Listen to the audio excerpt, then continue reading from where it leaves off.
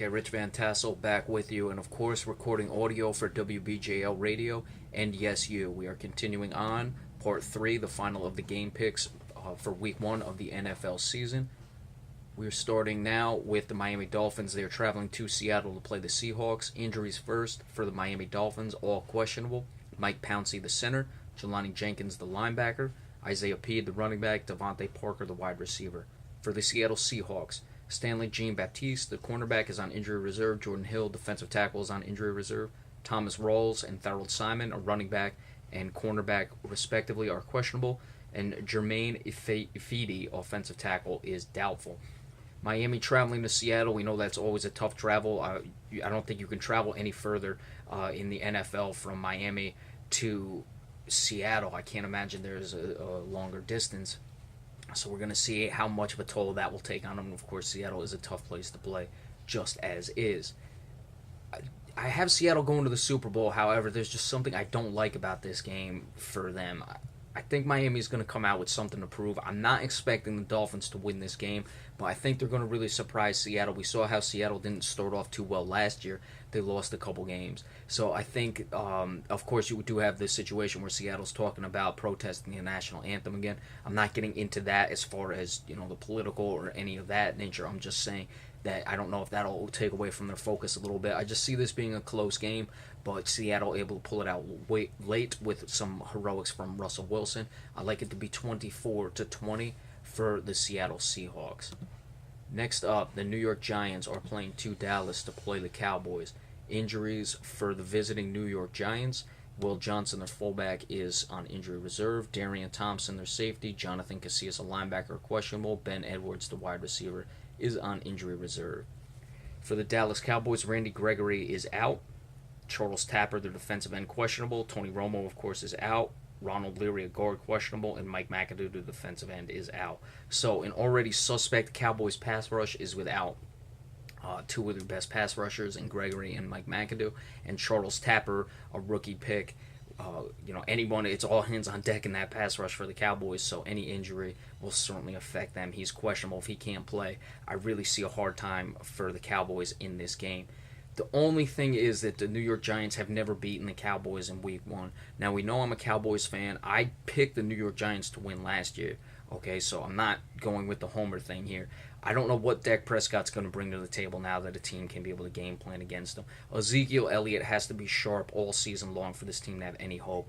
And Morris Claiborne, we've seen him have some success with Odell Beckham Jr. Of course, they were both teammates at LSU, so I think he's familiar with him. But at any time, I'm going to take Odell Beckham Jr. to get the better of Morris Claiborne in a matchup.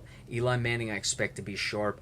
I'm going to do it against my better judgment. I'm going to pick the Giants to win this game 27-17. But again, it wouldn't surprise me if the Cowboys win simply because the New York Giants have shown that they're not capable of beating the Dallas Cowboys in the first week of the season.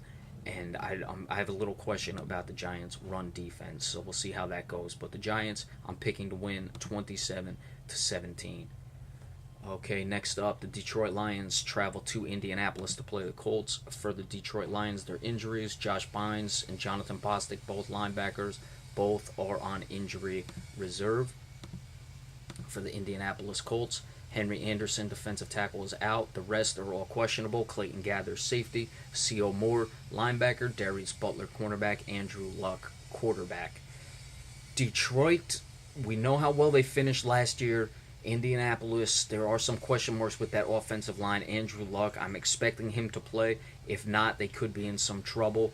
But Indianapolis has a lot of question marks. So does Detroit, don't get me wrong. But for a team with as much potential and as much, I shouldn't say potential, but as much expectation as they have within that locker room to win, this is going to be a tough one. And I think Detroit's going to go on the road and get the win because I don't think that Indianapolis has ironed out all the issues from last season. I think that's going to be a struggle for them all year. It's one of the reasons I don't have them in the playoffs. And I like Detroit to come in there and pull what maybe a mild upset in this one. I'm expecting the score to be 24-14. I think that the Indianapolis Colts offense is going to struggle, and Detroit is going to get some serious pass rush on Andrew Luck and that offensive line. Ezekiel Ansah is going to be a terror in this game.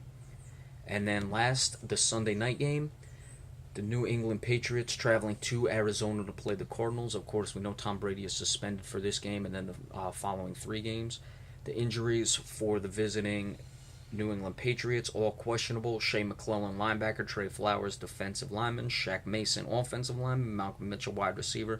And then Rob Gronkowski, the tight end. For the Arizona Cardinals, Justin Bethel, cornerback, questionable. Frosty Rucker, defensive tackle, questionable. Kareem Martin, linebacker, out. Stephon Taylor, running back, questionable. Lamar Lewis, linebacker, questionable. If Arizona is going to be the team that many project them to be, a potential Super Bowl team this year, they've really got to be able to handle the New England Patriots without Tom Brady. I mean, you would have to handle Tom Brady-led Patriots team at home if you have Super Bowl aspirations. You certainly have to handle them with Jimmy Garoppolo getting the start. I'm curious to see what Chris Johnson's going to be able to provide. I think Arizona is going to try to establish the run game early on and continue to go with that, and then open it up late for Carson Palmer to start stretching the field in the second half of this game. New England will hang around, but once Arizona starts to open up that offense, it's going to be a problem for them, and that's where the Arizona Cardinals are going to take control 31-20 in a high-scoring game for this one. All right, so that is it for your Week 1 game picks for the Sunday games. We will come back on Monday, and we will break down all these games as well, and then give you the Monday night previews. We may break down some of these games as they happen, as I watch them live. Sometimes that's easier, and I found more success with that when doing NBA games, so we'll certainly do that for you. The games I'm able to watch, like the Sunday night game, the Cowboy game, things like that. The Jets game, of course, being that I'm in New Jersey. So we'll take care of those things for you. But be sure to stay tuned Monday for all the rest of the recaps. And then when we get into the Monday night football games, the doubleheader, the Washington Redskins and the Pittsburgh Steelers, and the Los Angeles Rams and the San Francisco 49ers. Have a good weekend.